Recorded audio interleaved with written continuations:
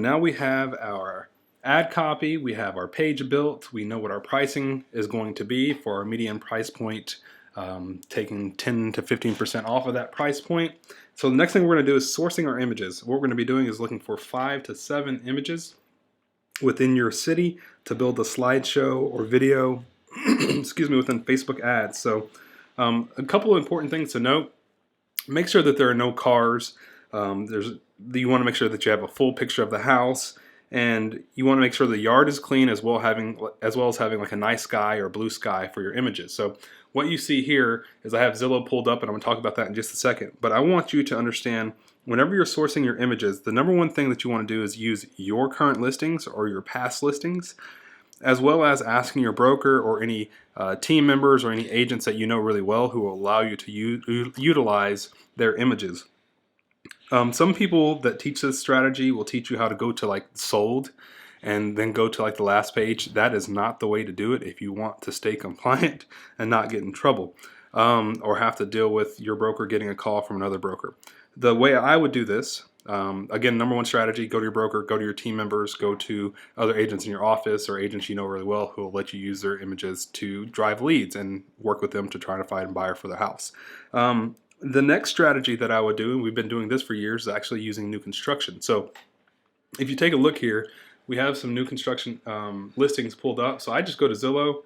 I go to up to 260. That's my price point. And then I start looking at the pictures that I have available to me here. And what you're going to notice, and we'll see how fast this loads, is builders will oftentimes have pictures that you can utilize that are full-size images. So like this one, I would just go here, I'd hit save image as, and I'd type in Leander 260, and I'd save it to my Leander folder. So here's my Leander images. So I'd say Leander, and we're going to need about 5 or 7 of these. So Leander 1, all right? So I'll hit copy, save, Leander 1. So there's one image. Nice picture. Anything else in here we can look at? Let's see if there's anything else in here they have for us. That all looks the same. All right, let's see. So this is a Pulte home. Thank you, Pulte, for that picture. Let's come look over here, see what Taylor Morrison has for us. That's a partial picture. Again, that is a full image. It's a rendering. I don't love renderings, but if I don't have anything else available to me, I will use that. Okay, 2. And I'm just going to pull in one more. Again, we're going to need about 5 to 7 images. You can go again, find those images the way I told you to. I'm going to give you one more strategy that I utilize. So if I go to Leander Homes, then what you're going to do, so you type in Leander Homes. You're going to click on more. Let's make sure I click on the right thing here. Oh, here we go. So label for reuse. So I do list labeled for reuse, and then I look for images that are homes that are labeled for reuse.